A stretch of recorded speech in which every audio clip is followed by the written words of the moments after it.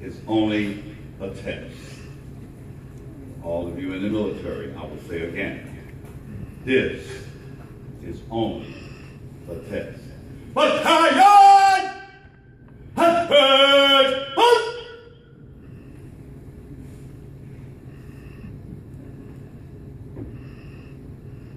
It all starts with a command. And then we of the armed forces took a vow to follow that command. Throughout my dissertation today, I want you to remember that. It all starts with a command. Thank you, Commander. And thanks to all of you that took time out of your schedules to come and help us observe this great day. And a special thanks to my loving wife of 51 years now, and a portion of my family that's here in our midst.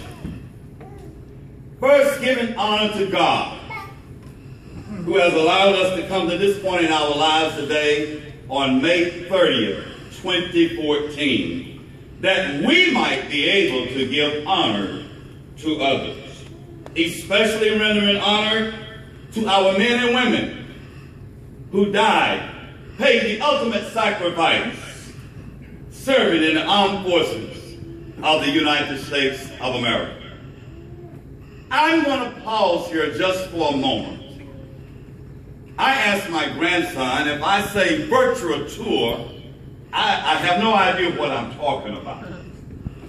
But I'm going to, as a typical soldier, I'm going to give you a short, condensed tour that will speak for all of the veterans in the house and those that are not present.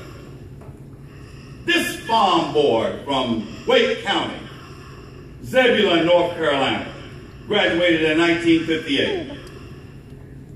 Walked behind the mules, milked the cow before going to school, slopped the hogs, and not one of them ever looked up and said thank you. But I done that. Finally, one day in early 59, I asked my mom, Mom, is there something else to the world other than this farm? She says, well, have you spoken with anyone at school about the services? I says, that's an idea. So I did. I talked to a recruiter, and I'm going to condense this. Then I returned home and said, Mom, I'm going to enter the service for 2 years so I can decide what college I want to attend. 26 years later, I retired at Fort Bragg. And my mom, bless her heart, has gone on to be with the Lord, walked all the way across the floor, reached me and gave me a hug, and said, son, you were never good at math.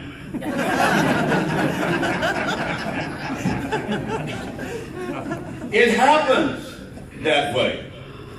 So I want you to imagine, and I'm going to fast forward this, getting on a bus, shoes that should have been thrown away a year ago, or perhaps 2, riding to Columbia, somebody can identify already, riding to Columbia, South Carolina, shaking in my boots, in my shoes that talked as I walked. Oh, you have never worn the ones that went flap, flap, flap, okay. But that's all right. And then from Columbia, South Carolina to Fort Benning, Georgia, where I took my basic training, and in 1959, went to Germany. Remember the typical life of a soldier. Went to Germany in the 3rd Armored Division at Amberg, Germany. From Germany, I intended to stay only 2 years, but thanks to the president and the Bay of Pigs, he says, George, I need you 1 more year, so I stayed 3 years.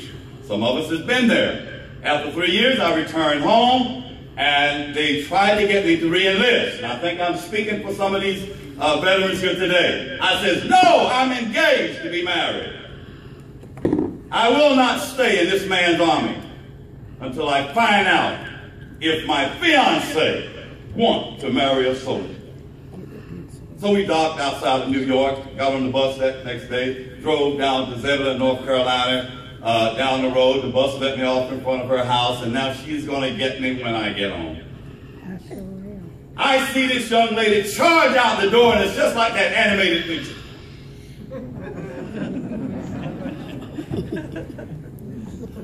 She meets me halfway down the path. We embrace, and I says, honey, I did not re-enlist. I wanted to come home to see if you wanted to marry a soldier. She says, that's all I ever wanted to do. So that's the beginning of the story. Well, from that, we trained and we trained. We trained to hear the sound of bullets going over our heads and what they call the, what's that course? Yeah, it was whatever it was, where you crawl under the barbed wire and they're shooting over your head. But nothing will prepare you for the reality of that bullet going over your head at twice the speed of sound. It makes a snap, snap, snap that you will never forget. While in Fort Benning, I am so grateful for the nuggets that I received as I've learned to grow and mature in life. I share this, although you may think it has nothing to do with the program today. But my platoon sergeant, who thought he was well groomed, still had a little snuff in the corner of his mouth. Walked up to me and said, boy, you're in the Army now. Yes, sir. You're old enough to vote. Yes, sir. And I want you to vote. Yes, sir. And he walked away. Then he turns and comes back as if I had done something wrong and says, I'm asking you to vote, but keep your political affiliation to yourself. And never forget, whoever is in office, we support that administration. That stuck with me over all of these years, because it has been our camaraderie and cohesiveness in the military to support each other to get the job done. That's what it's all about. On to Vietnam. Many of you also, I know, have served. You're afraid. 30 days on the water, going across on the ship, stopping in Hawaii and other places. You get over there and you can't get to shore because the boat has got the dock out in the water. You climb down the ladder. You take what you think is one step, and the next thing you know, you miss 25 and you're in the water. But it happens that way. You girdle yourself up and you walk ashore and you get in your helicopters and you go to your base camp. All of that is well, but nothing really prepares you for the sound of that bullet that's snapping past your head at twice the speed of sound. I'm the oldest of 7 boys. I never knew what it was like to have an older brother.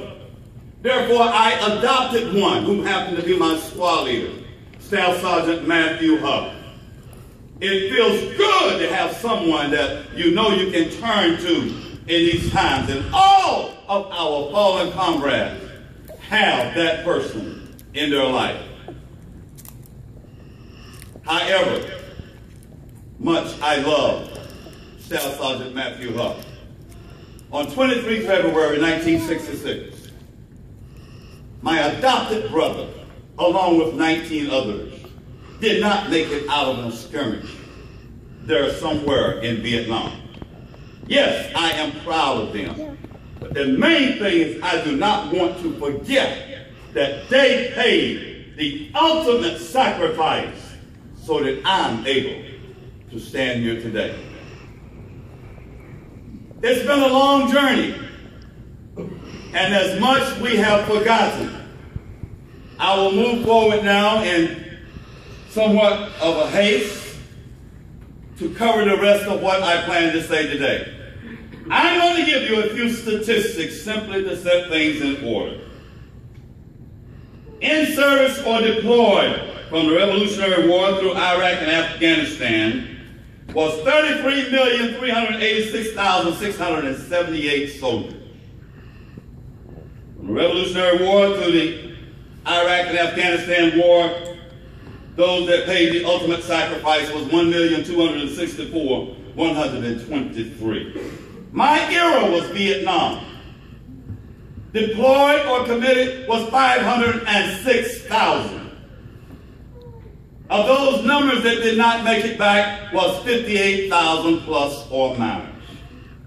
Yes, I'm grateful to be here, and they should have their day of honor. It might surprise you that the average age of those surrounding me and working with me at that time was 25 or less. Children, in one sense of the word, 25 or less. I'm not trying to convince you that we need to honor this day so specially, because your presence is proof that you stand with us. But when you leave this service today, I would like for you to return home with renewed energy, renewed vigor, renewed enthusiasm, and the intestinal fortitude to reach out to everybody that will listen and let them know we must not forget. As we honor our fallen soldiers, I want you to know the sacrifice did not stand at the time of their demise. It was spread throughout their military career, and for some of them, ever so short. Young men that did not have the opportunity to grow up into full manhood. Young ladies that did not have the opportunity to experience true love.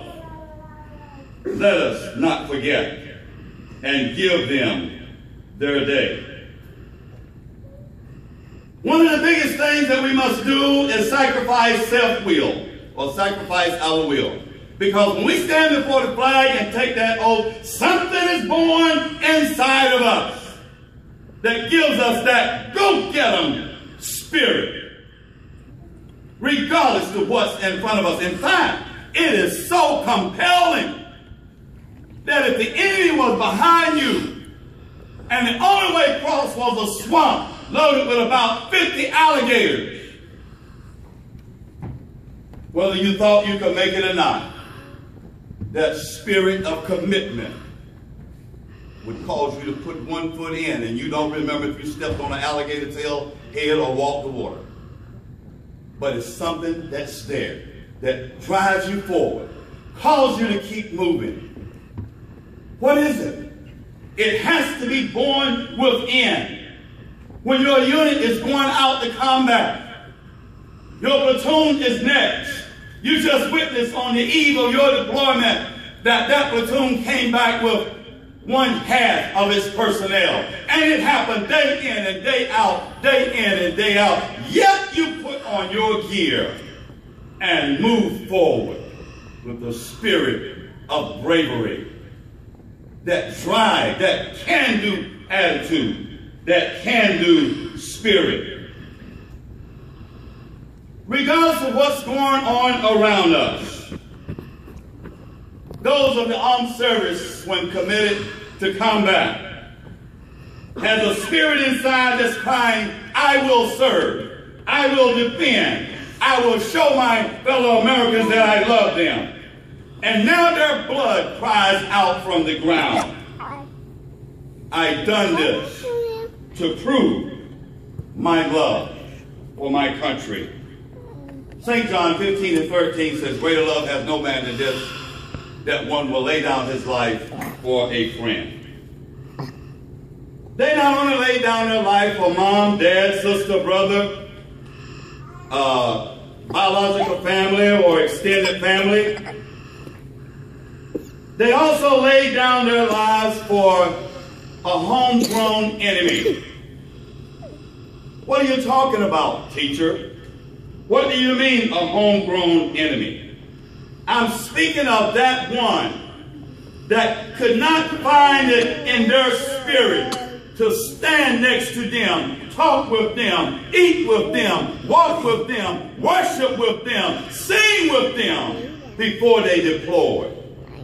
And sadly to say, even after their demise, we still have a long ways to go. Let us not forget that they paid the ultimate sacrifice. Veterans, spouses, and families, it's going to be up to us to let the world know that this is super special in our life, and that is to honor those that paid the ultimate sacrifice. We will not allow their death to be in vain. Not only for this, but they also sacrificed for somebody to have more time to attend college, to attend school, to become an engineer, because they served while someone was in school. Let us not forget. Let's give them their day. Come on, fellow Americans. After all that they have done, can we teach in our society without teaching them to cheat? Can we lead in our society without some type of ulterior motive? Can we plan without a spirit of selfishness? Yes, we can. But we must step forward and do that. In my closing, my wife shared with me, says, honey, I told you not to continue to rehearse yourself with the things of the past and in war. But I had to grow up. When I first wore a poppy, I didn't know what it was all about. I wanted to support. Correct me if I'm wrong. But I find out that for the ladies that started the organization years ago, it is a symbol that the blood of our soldiers never fade away. Never fade away. You may not be able to see it, but it never fades away. And what I would like to say here is that I got to the place where I would not write home. Kathy, don't forget my signature. That I would not write home and tell my wife what was going on. Really? Because too often things changed from the time my letter was put in the mailbox and the time that she was going to read that mail. It happens all the time. Very briefly, in 1964 or 65, our first child was 8 years old when I deployed. I called home and said to my wife, honey, I'm leaving Fort Stewart, Georgia, flying in about 5 C-123s. I'm going to jump the second aircraft, second man, right door, and I want you to be there to witness it. My wife shared with me later that as she saw the planes coming across the horizon, she woke the baby up, Millicent. Wake up, baby. Wake up. Says, here comes Daddy. Wake up. Here comes Daddy. Baby. Here. There goes Daddy. The jump master missed the drop zone by 10 seconds. Do you know how far you travel in 10 seconds flying? Everybody exit the aircraft. No drop zone anywhere. From that day on, I never wrote home and said to my wife exactly what I was doing. Because things can change. I'm grateful everybody landed safely and bragged about their skills later on. But it was for a worthy cause. And until you have been there to watch your fellow soldier in such agony, and I hate to make this so gross, but I want you to help me remember. You're not the foreman, you're not the medic. And I'm not telling you something that I've heard, telling you something that had to be part of me because I was there at that moment. I know we're going to dine on snacks after this, but it takes something out of you to roll their body and have them to look you in the face and say, don't let me die. There's not much we can do, but now we can remember. Now we can make sure that May 30th is a day that's dedicated to them. I don't mind telling you, and I believe we have some officials in here, I am not fond of the fact that our federal government in 1968 voted to move the Veterans holiday to the last Monday of the month just so the federal government can have a 3-day weekend. That's not working on my ship. They deserve their date. Somewhere that bill is still in Congress, but it has died. I pray that someone send a carrier pigeon or a letter to Washington and say we had one more angry sergeant major up there today giving us a speech. Give them their day. Change the calendar. Put a wreath around the 30th. It doesn't matter where it falls in the week. Give them their day. They gave their all. In my closing, there was a young man named William H. Corbin was in my unit on 23 February 1966. Private Corbin was born in 1946 and was killed on February 23rd, 1966, due to matter. He has a niece from Henderson, North Carolina.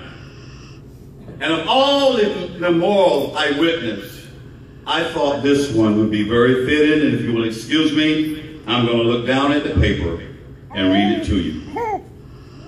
It's entitled, Billy Boy. I never knew his smile or his laughter. I was just a tot when he died. But all my life I've heard how he filled everyone's heart with pride. The Army knew him as soldier. Go here, go there. We knew him as Billy Boy with soft brown hair. The Army called, Billy answered. Life went on here at home. Letters came and calls were made. Smiles and tears all became the same. Soon his mom heard that knock at the door.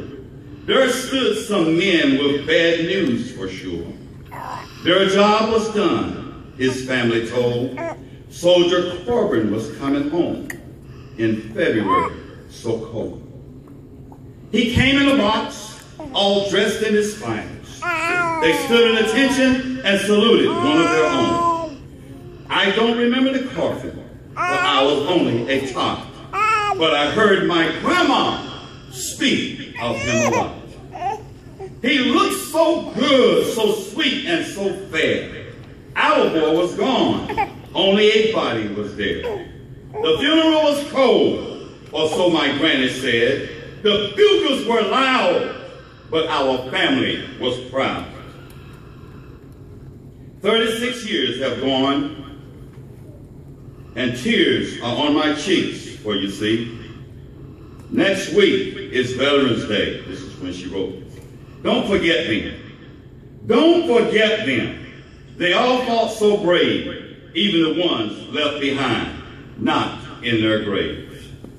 He will never know, that cousin of mine, but Billy Boy, this poem is for you, from the one you left behind. Consider yourself hugged and kissed, because until heaven, you are sorely missed. Beverly Dunlow Stevens submitted that memorial. Give them their day. If I have some support on this, I would like to say it 2 more times. Anyone willing to shout that out with me? Give them their day. One more time. Give them their day.